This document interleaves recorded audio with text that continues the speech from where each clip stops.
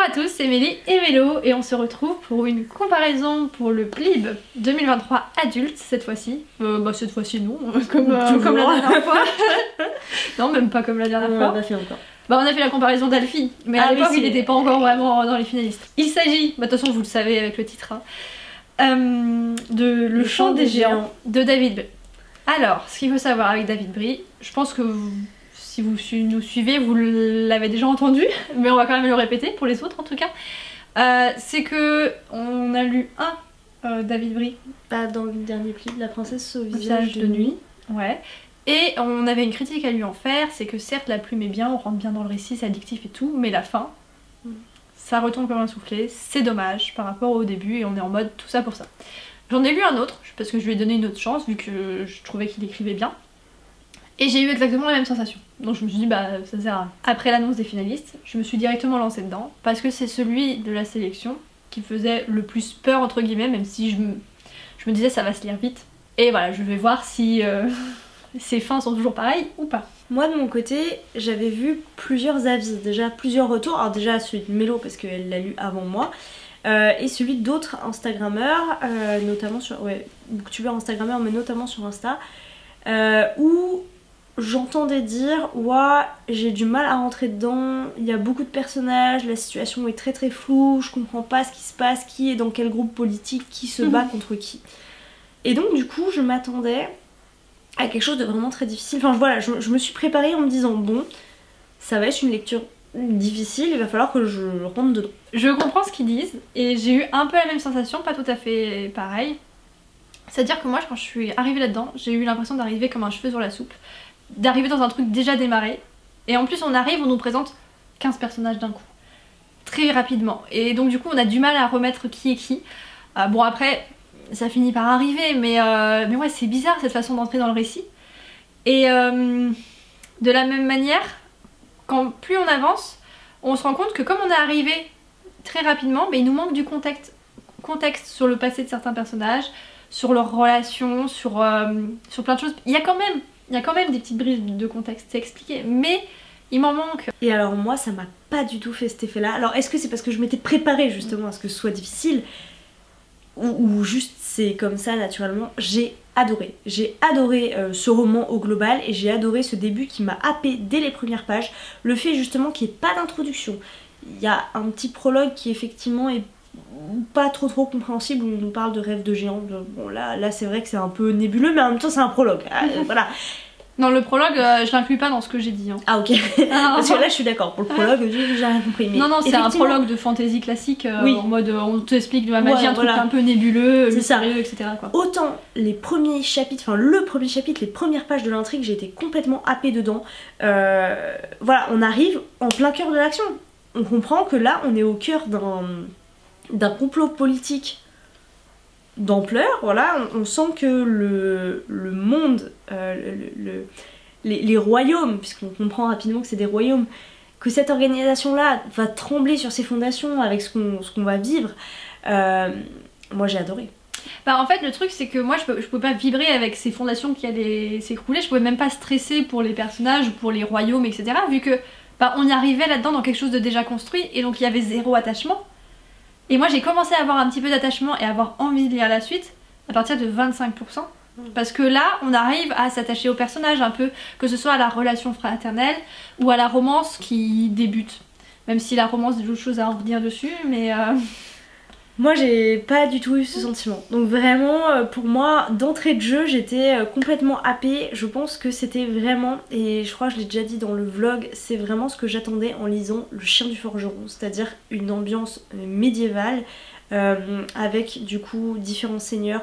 Pour moi c'est presque arthurien. Et j'ai adoré, enfin vous savez que j'aime beaucoup ce type d'histoire. Maintenant je lis assez peu de romans médiévaux. Mais là, tout, le contexte, l'ambiance, l'aspect guerre, la relation fraternelle qui va s'empoisonner petit à petit, elle pourrit, on comprend pas pourquoi.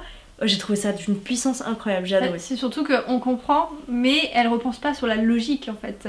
Elle repose sur des émotions, des sentiments purement humains. C'est ça qui fait la force du récit, c'est ça qui fait que, je vais vous spoiler, mais à la fin, j'ai beaucoup aimé. Quand j'ai lu la fin, je me dis ah oui, là j'ai du plaisir, là j'aime, mais pendant toute la lecture j'ai pas forcément eu du plaisir. Mais la fin j'ai adoré et c'est pas du tout le même genre de fin que dans les 2 autres David Brie que j'ai vu. Voilà, pour moi c'est... Après elle plaira pas à tout le monde. Mais elle me plaît parce qu'elle a un petit côté de tragédie grecque. Ouais. Je sais pas si tu vois ce que je veux dire. Mais si, carrément. Et j'adore ça. Mais carrément, c'était incroyable. Cette montée, on sent les strates qui se rajoutent et on se dit, il n'y a qu'une seule façon dont ça peut terminer. Ah bah non, il aurait pu finir d'une façon très classique, très décevante, en mode il règle les conflits, et il y a quelques personnages qu'on aime bien qui survivent. Je trouve. Ah, il aurait pu.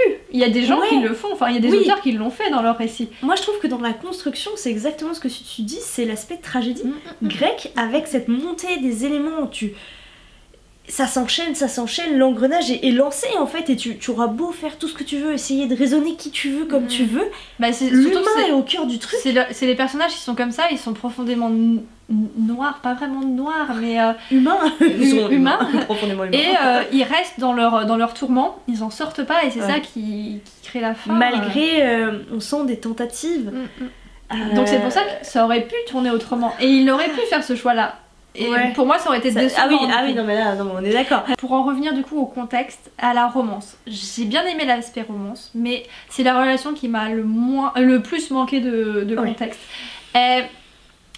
Certes c'est un coup de foudre, mais il y aurait pu avoir plus d'explications, on aurait pu vivre un peu plus par procuration, même si j'ai quand même réussi à vivre par procuration après, une fois que la relation était bien construite. Mais ouais, un peu facile, un peu on sait pas trop... Enfin si, elle a une raison d'être, c'est pour le récit, pour l'histoire. Je suis d'accord, il n'y a pas de contexte, c'est-à-dire qu'il y a un échange de regards pour la première fois au début du roman. Et moi j'ai cru que c'était pas la première fois la façon dont c'était amené, tu vois, j'avais l'impression que c'était déjà croisé. En mode dans des dîners mondains, enfin dans ce qui est possible, dans une cour, ce genre de choses. Mais moi j'ai vraiment eu l'impression que c'était la première fois qu'ils se croisaient. Oui, je pense que c'était ça. Et du coup...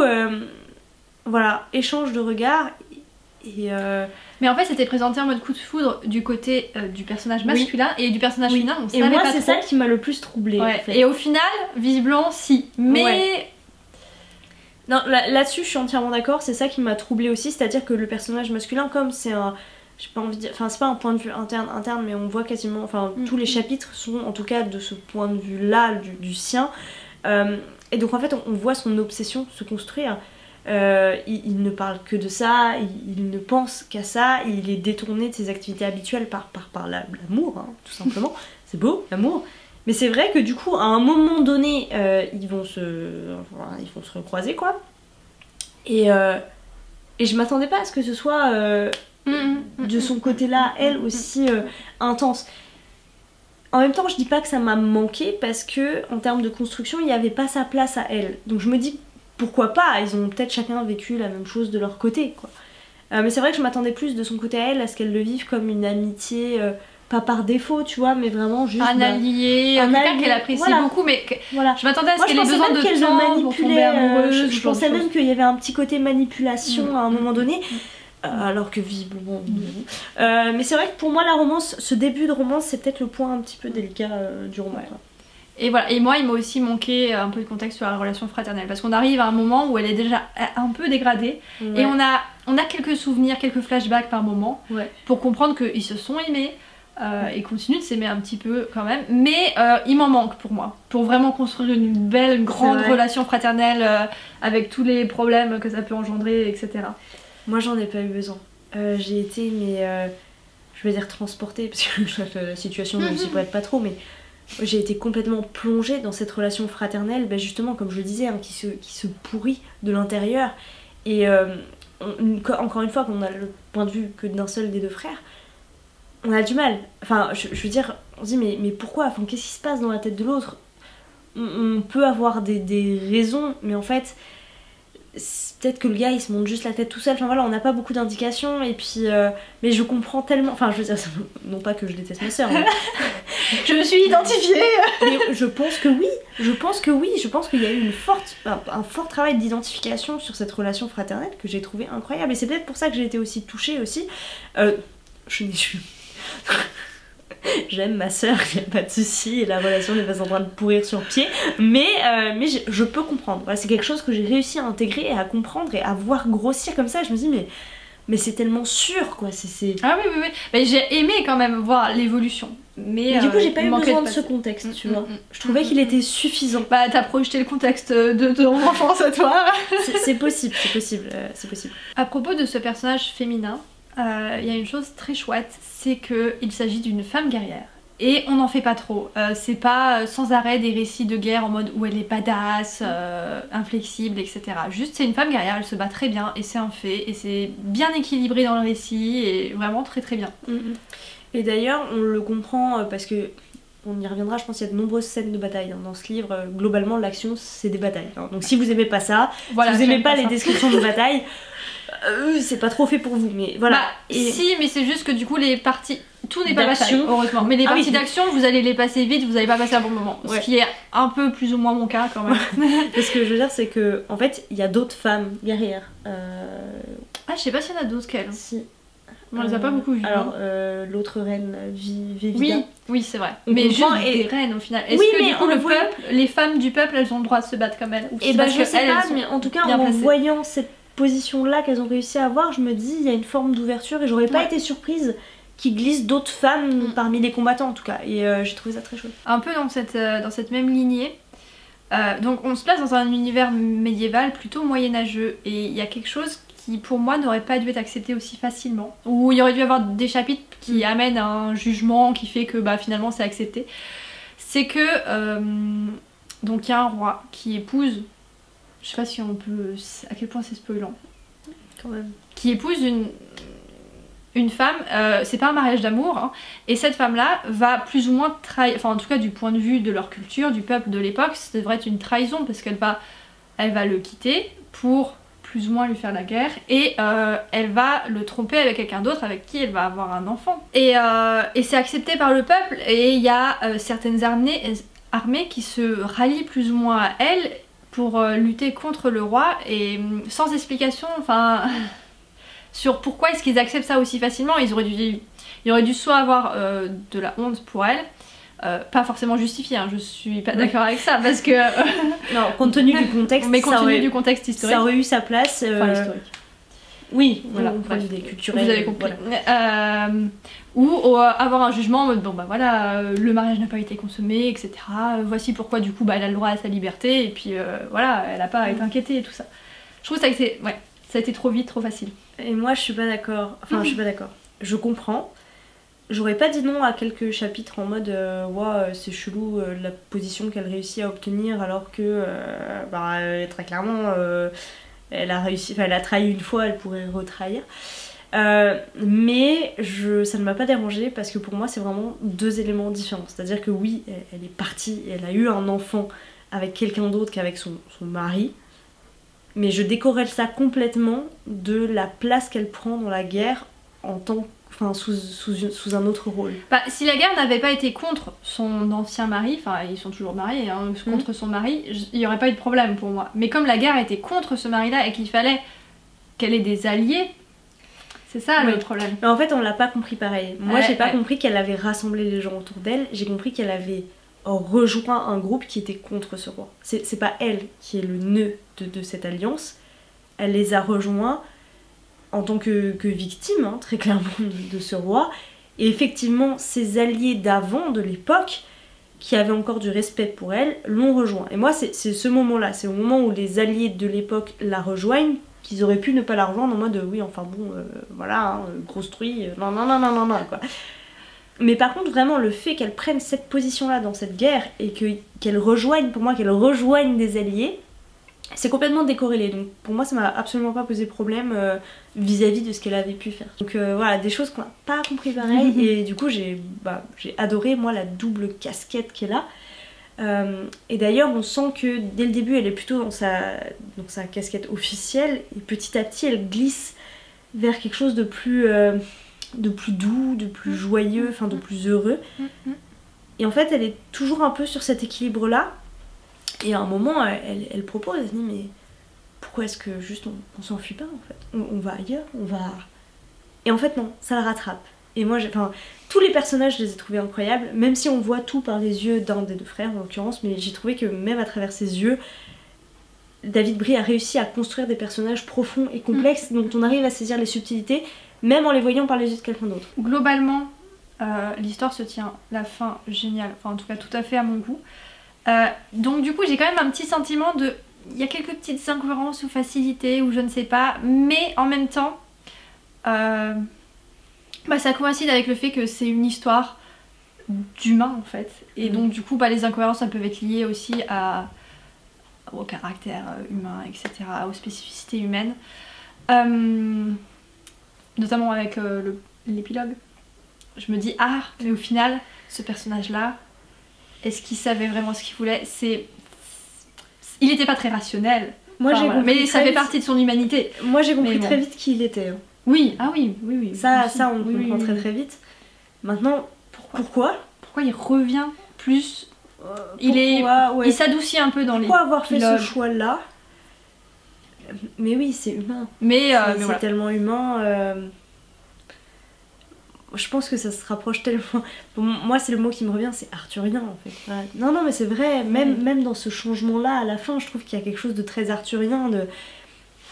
Ça a poussé, va monter, le drame a explosé. Et en fait, les personnes qui restent, leur vie n'a plus de sens en fait. Donc ils sont obligés de construire un autre sens. Et j'ai trouvé ça très beau. On aurait dû en parler au début, mais la plume, que j'avais plutôt bien aimée dans les livres de Young Adult de David Brie, ici elle est bien plus complexe, ce qui est tout à fait normal. Moi j'ai trouvé du coup moins addictive, moins accrocheuse, mais aussi c'est peut-être parce que tu m'as fait remarquer qu'il y avait un vocabulaire plutôt médiéval. Un petit peu, c'est pas du vieux français. C'est pas forcément mon truc ça. Mais j'ai trouvé que dans le... forcément déjà dans le vocabulaire, dans le... Enfin voilà, il y a quelque chose qui va avec l'imaginaire visuel du médiéval, qui lui donne une coloration. Moi j'ai adoré. J'ai préféré cette plume à celle de La princesse au visage de nuit qui, parce qu'elle est destinée à du jeune adulte, est très simple, trop simple pour moi. Le petit côté un peu haché, trop court, pas assez construit, qui là n'est pas du tout là, au contraire. Et c'est à ça qu'on reconnaît les bons auteurs. Non mais c'est vrai. Oui, c'est vrai. C'est au changement de la plume qu'ils arrivent à transmettre. C'est comme Estelle Faye, entre Les Seigneurs de Bohème et Les Nuages de Magellan, ça n'a rien à voir. Et dans les deux cas, ce sont de très bons romans. Et il y a une autre chose dont on n'a pas du tout parlé, c'est au rapport au rêve des géants. Il y a une petite réflexion qui est lancée comme ça. C'est difficile d'en parler parce que ce serait du spoil d'en parler vraiment très clairement.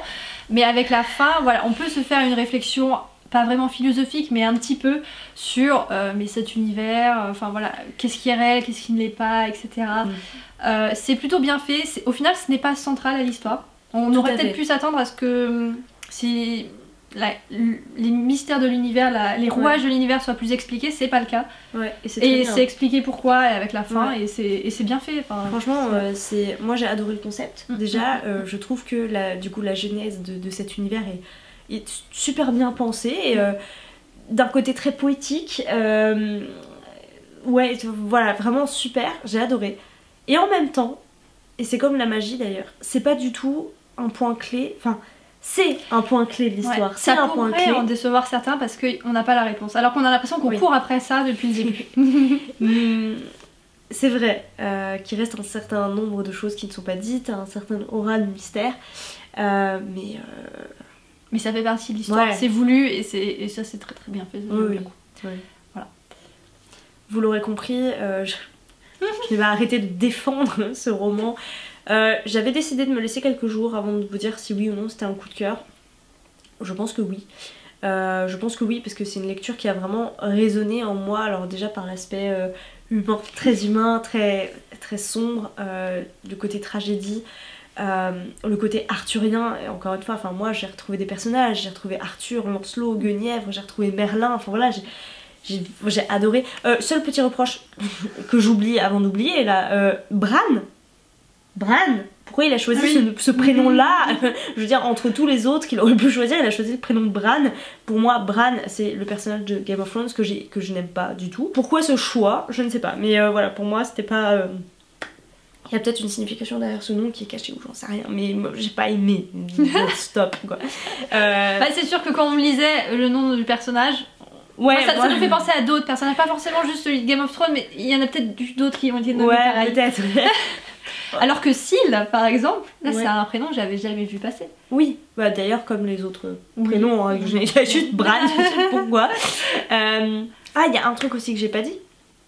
Une superbe relation amicale que j'ai senti naître dès le début, mais vraiment, Pour le vraiment. coup, j'ai rien vu venir. Elle l'a pas vu, mais... Et quand j'ai vu le truc, j'ai dit ah oui, bon, j'ai reconstitué, j'ai compris. Mais j'étais là en mode mais pourquoi? Et puis ça sort comme un cheveu sur la soupe à ce moment-là, c'est pas le Ouais. bon, enfin c'est pas le. Alors que moi, vraiment, Ça va pas. dès le début, j'ai compris, et c'est pareil, là aussi, c'est tellement humain, vraiment très juste, je trouve, dans la façon dont sont exprimées les sensations, les sentiments. J'ai trouvé ça très beau, voilà.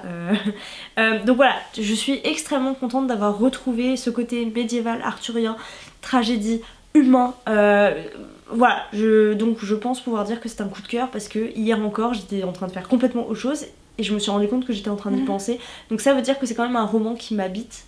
Qui reste avec moi, ce qui en fait pour moi un coup de cœur. Au-delà d'une très très bonne lecture, est-ce que j'ai commencé, j'avais pas encore commencé d'autres romans, j'ai pas encore réussi à me couper complètement de cette histoire. Donc ouais, pour moi c'est un coup de cœur.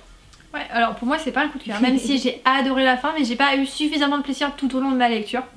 Mais je suis bien contente d'avoir autant aimé l'histoire au global. Parce que on sentait que David Brie avait le potentiel. J'avais pas envie de critiquer un énième de ses romans. Parce que j'ai écouté des conférences et tout. Il est extrêmement agréable à écouter. Il a une voix de radio. Et donc du coup j'avais envie d'aimer ses romans. Mais c'est pas pour ça que j'ai aimé son roman. Enfin voilà, il a vraiment des choses, des qualités derrière.